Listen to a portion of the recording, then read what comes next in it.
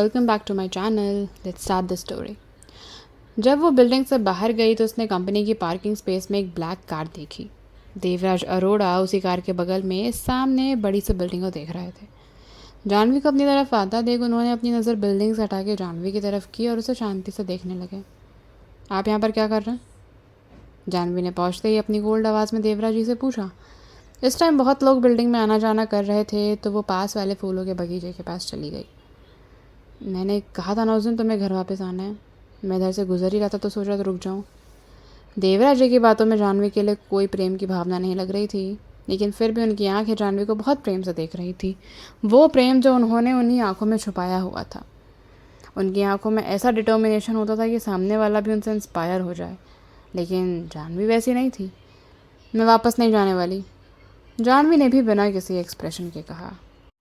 हमें पार्टी में full family photo लेनी है, यही सबकी इच्छा है। थोड़ी देर के लिए वापस चलो, ना इसमें कुछ तुम्हारा बुरा होगा ना ही तुम्हारा ज़्यादा टाइम लगेगा। फिर देवराज जी ने उसकी तरफ देखा और कुछ सोचते हुए कहा, न्यू ईयर आने वाला है और मेरे पास तुम्हारी माँ को देने के लिए भी कुछ है तो कोई बात नहीं।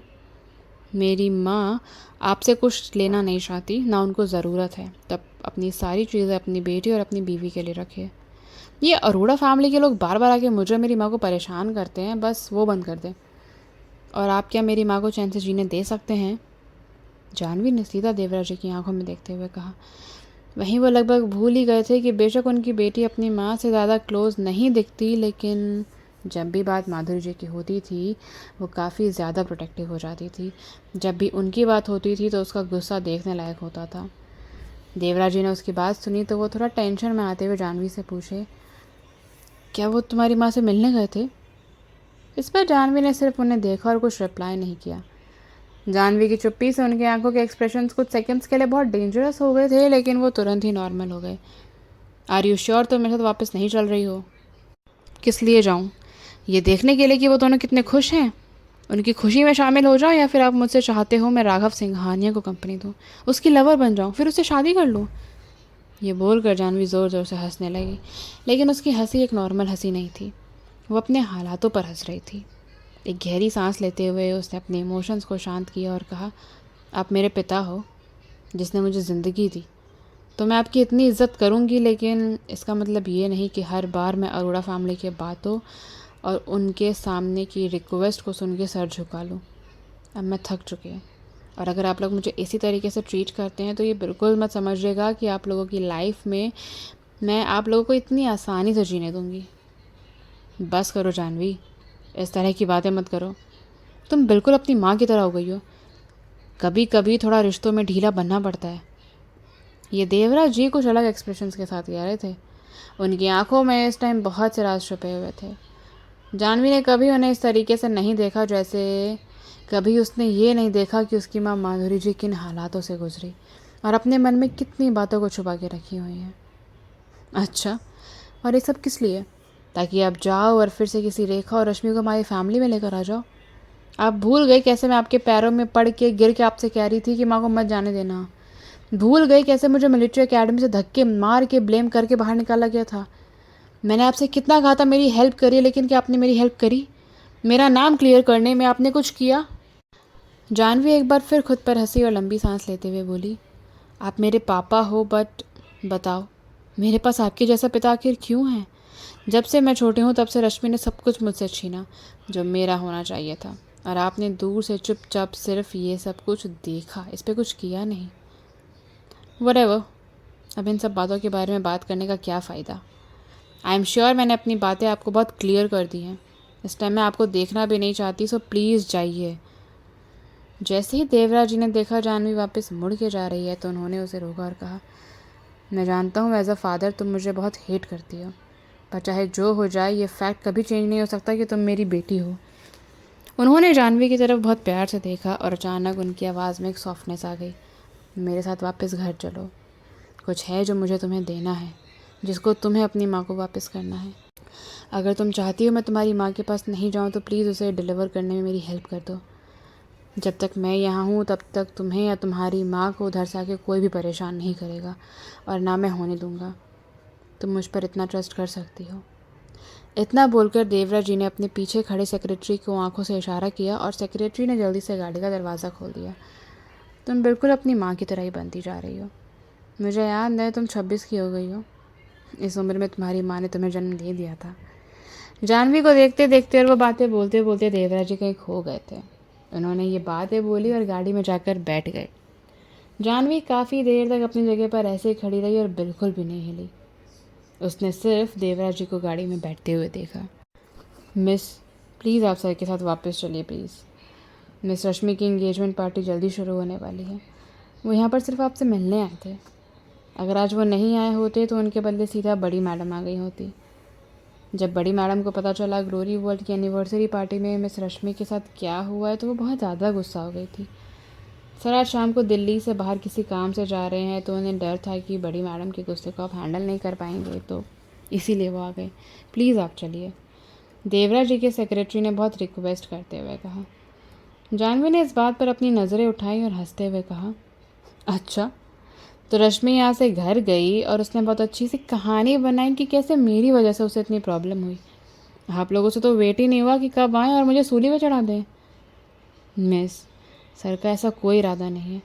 वो तो बस चाहते हैं कि आप कुछ दिनों के लिए उनके साथ दिल्ली से बाहर चली जाइए और उसके बाद वो सारी चीज़ें हैंडल कर लेंगे।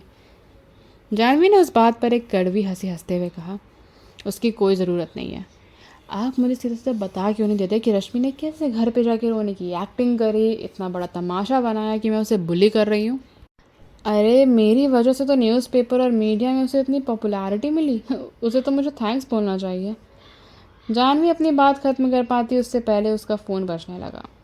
फ़ोन निकाल कर देखा तो माधुरी जी उसे कॉल कर रही थी। माँ। जानवी ने फ़ोन उठाया और गाड़ी में बैठे देवराज जी की तरफ देखा।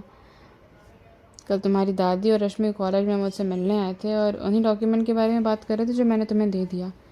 अगर तुम्हारे पिता तुमसे मिलने आते हैं तो उनसे कह देना आज के बाद अगर उन्होंने तुम्हारे हक की लड़ाई नहीं लड़ी और ये किस्सा एक बार में ख़त्म नहीं किया तो उन्हें तुम्हारा पिता होने की कोई ज़रूरत नहीं है। आज के बाद वो सारे हक खो देंगे। इतना बोलकर माधुरी जी ने फ़ोन रख दिया। जानवी काफ़ी हैरान थी।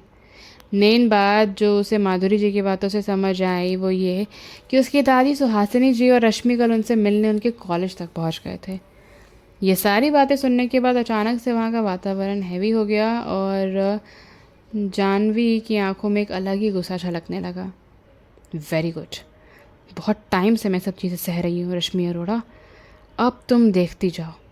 इतना सोच के वो देवराज जी की गाड़ी में बैठ गई। जल्दी ही देवराज जी की गाड़ी भी ग्लोरी वर्ल्ड से बाहर निकल के अपने घर की तरफ चली गई। लगभग उसी टाइम पर ग्लोरी वर्ल्ड के चेयरमैन ऑफिस का सीन। आरव अपने ऑफिस रूम के बड़े से फ्रेंच विंडो से बाहर आसमान को शांति से देख रहा था। वैसे रजत उस कमरे की वाइब को भी ख़राब नहीं करना चाहता था, लेकिन अभी जो नीचे हुआ वो तो उसे आरव को बताना ही था। सर, मैंने मैडम को मेयर अरोड़ा की गाड़ी में जाते हुए देखा है। वो लोग प्रोबेबली अरोड़ा हाउस जा रहे होंगे। मैम के दादाजी के हेल्थ इश्यूज़ की वजह से कबीर मल्होत्रा और रश्मि अरोड़ा की एंगेजमेंट पार्टी घर पर ही रखी गई है। जब रजत ने आरव को सारी बता दी बातें उसके बाद भी उसने कुछ खास रिएक्ट नहीं किया। सर, जब बहुत देर तक आरव ने कुछ रिप्लाई नहीं दिया तो रजत ने एक बार फिर से उसे आवाज़ लगाई। उसके बाद जाकर आरव ने अपनी नज़रें बाहर की सीनरी से हटाई, अपने बाजुओं को थोड़ा ठीक करा और अंदर से सोचने लगा कि जानवी अभी क्या सोच कर गई होगी। गाड़ी तैयार करो। उसके बाद वो टेबल के पास गया, वहाँ से अपना फ़ोन उठाया और सीधा ऑफिस से निकल गया। Yes sir. रजत ने भी जल्दी से रिप्लाई किया, अपना फ़ोन निकाला और आरव का क्लोथ हैंगर में जो जैकेट टंगा हुआ था उसे उठाते हुए अपने बॉस के पीछे पीछे भाग गया। अरोड़ा हाउस उस दिन बहुत ज़्यादा चहलकदमी से भरा हुआ था। अंदर हॉल में आने के लिए गेट से एक रेड कारपेट बिछा हुआ था जो बहुत सुंदर और एलिगेंट लग रहा था। एंट्रेंस के दोनों साइड फ्लावर्स और अच्छे से डेकोरेशन किए गए थे। बहुत सारे गेस्ट एक दूसरे को ग्रीट कर रहे थे और उनकी आवाज़ें सुनाई दे रही थी। सेकेंड फ्लोर, अरोड़ा हाउस, रश्मि का room. Rashmi, oh my God, तुम ये ड्रेस पहन रही हो, ये तो कितना सुंदर है। देखना, इस ड्रेस में तुम्हें देखकर मेरे भाई तो एक बार फिर से तुम्हारे प्यार में पागल हो जाएंगे। जब रश्मि को मनीषा ने उस पिंक ड्रेस में देखा तो उसकी आंखों में उस ड्रेस के लिए और रश्मि की खूबसूरती के लिए एडमायरेशन और बढ़ गया। वो तो बस यही सोच रही थी कि रश्मि इन कपड़ों में कितनी सुंदर लग रही है। ये तारीफ सुनने के बाद रश्मि ने खुद को एक बार शीशे में देखा और उसके चेहरे पर एक प्यारी सी मुस्कान आ गई, जो उस टाइम उसके चेहरे को और भी ज़्यादा ग्लो दे रही थी।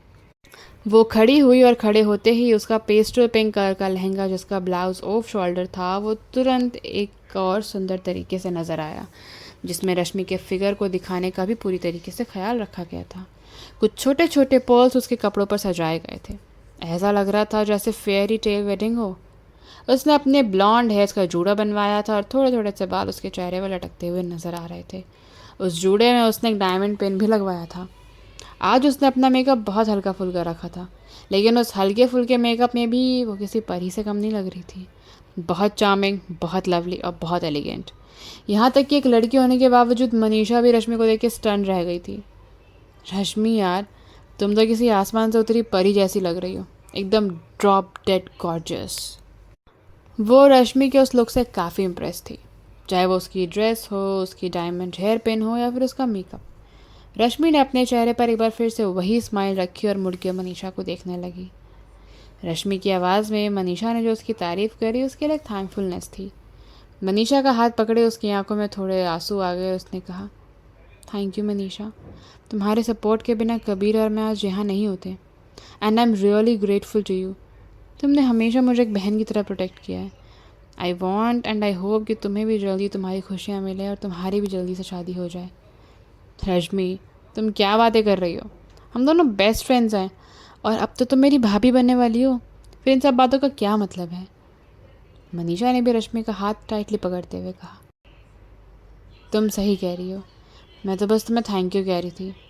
एंड आई होप दीदी भी आज आ जाए। तुम जानती हो ना, मैं और कबीर दीदी की ब्लेसिंग लेने के लिए कितना वेट कर रहे हैं। ये लाइन बोलते बोलते रश्मि की आवाज़ बहुत ही धीरे हो गई थी। ये बातें सुनकर और उसकी आवाज़ में दुख सुन के मनीषा बहुत अपसेट हो गई। रश्मि, तुम अभी भी उस चुड़ैल के बारे में क्यों सोच रही हो? अगर वो नहीं होती तो पेपर और मैगज़ीन में तुम्हारे बारे में ऐसी न्यूज़ बिल्कुल पब्लिश नहीं होती। उसके जैसे इंसान सबसे ज़्यादा घटिया होते हैं। ठीक है, उसे तुम्हारी फिक्र नहीं है, लेकिन अरोड़ा फैमिली की इज्जत की खातिर ही तो तुम्हारी न्यूज़ को बाहर जाने से रोक सकती थी ना। वो तो डायरेक्टर है ना ग्लोरी वर्ल्ड की। अगर उसने थोड़ा इंटरफेयर किया होता तो चीज़ आज यहाँ नहीं पहुँचती जहाँ पहुँची है। वो तुम्हें कभी खुश नहीं देख सकती रश्मि। मनीषा, उनके बारे में ऐसे बातें मत करो। वैसे भी सब कुछ उनकी वजह से नहीं हुआ है। शायद मैंने ही बहुत बार बहुत जगह गलतियाँ कर दी हैं। छोड़ो ना, वैसे भी अब सब कुछ ठीक हो रहा है ना। रश्मि ने नाराज़ मनीषा से कहा, रश्मि, तुम बहुत ईजिली माफ़ कर देती। अगर ये सब कुछ इसीलिए हो रहा है क्योंकि बहुत कुछ पास्ट में हो चुका है, तो उसका कंपनसेशन तो तुम बहुत पहले कर चुकी हो। तुमने इतने सालों तक सब कुछ सहा और मुझे लगता है काफ़ी है। आज तुम्हारे भाई के साथ सगाई है, बाहर इतने सारे रिपोर्टर्स आए हैं। कुछ लोग तो इसलिए भी आए होंगे कि जान सके कल रात हुआ क्या है। तुम्हें नहीं लगता ये सब चीज़ों का तुम्हारे ऊपर कितना नेगेटिव इम्पैक्ट होने वाला है? और फिर भी तुम मुझे इतनी आसानी से माफ़ कर रही हो। मनीषा ने इतना बोल के रश्मि की तरफ एक ज़िद भरे एक्सप्रेशन से देखा। रश्मि ने अपनी आंखें बंद करी और नाम में सिर हिलाते हुए कहा, मुझे कुछ फ़र्क नहीं पड़ता। आई होप तुम दीदी के लिए इतनी बायस फीलिंग्स नहीं रखोगी। जब हम छोटे थे तो उन्होंने मेरा बहुत ख्याल रखा। और पहली और आखिरी बात, मुझे अभी उनका बहुत कर्ज उतारना है। बस भी करो रश्मि, आज तुम्हारा बड़ा दिन है, तुम्हारी सगाई है। ये फालतू की बातों के बारे में मत सोचो। सब जानते हैं कि तुम्हारे मन में जानवी के लिए कितनी पॉजिटिविटी है, और सारी गलती उसकी है क्योंकि वो तुम्हें एक्सेप्ट नहीं कर पा रही। अभी बातें यहीं पर ख़त्म करते हैं। मुझे लगता है कबीर भाई भी आते ही होंगे।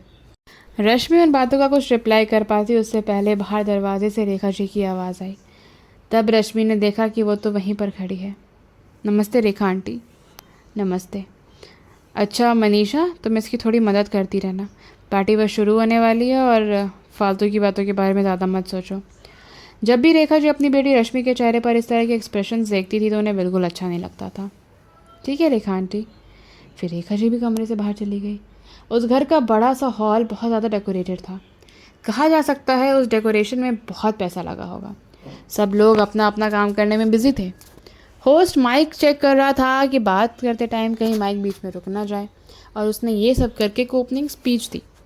सबने ज़ोर से तालियां बजाईं, एक दूसरे को चीयर किया और फिर शांति छा गई। तो चलिए स्टेज पर बुलाते हैं आज के मुख्य किरदार को, हमारे दूल्हे राजा को, CEO मल्होत्रा यानी कि कबीर मल्होत्रा। प्लीज़ स्टेज पर आइए और हमें ज्वाइन करिए। होस्ट की आवाज़ सुनकर सभी गेस्ट ने एंट्रेंस की तरफ देखा और तभी बहुत सारे लोगों ने अंदर आना शुरू किया। ग्रुप में सबसे आगे कबीर ही चल रहा था। आज उसने डार्क सिल्वर कलर का सूट पहना था और उसके चेहरे पर बहुत रेयर स्माइल थी। उसके मूवमेंट्स, बिहेवियर बहुत अट्रैक्टिव लग रहे थे, करिश्मे से भरे हुए। आज उसके अंदर वो CEO वाला ऑरा कुछ ज़्यादा ही निखर के आ रहा था। कुछ पल के लिए तो वहाँ बैठी भीड़ अपनी नज़रें कब्र से नहीं हटा पाई। ज़्यादातर लोग जानते थे कबीर के पास लुक्स और टैलेंट दोनों है, लेकिन जब उन्होंने इतने करीब से आज उसे देखा तो सब और भी ज़्यादा इम्प्रेस हो। तो क्या लगता है क्या होगा आगे? जानने के लिए देखते रहिए और बने रहिए हमारे इस चैनल पे। Till then, like share subscribe. मिलते हैं नेक्स्ट एपिसोड। Bye bye.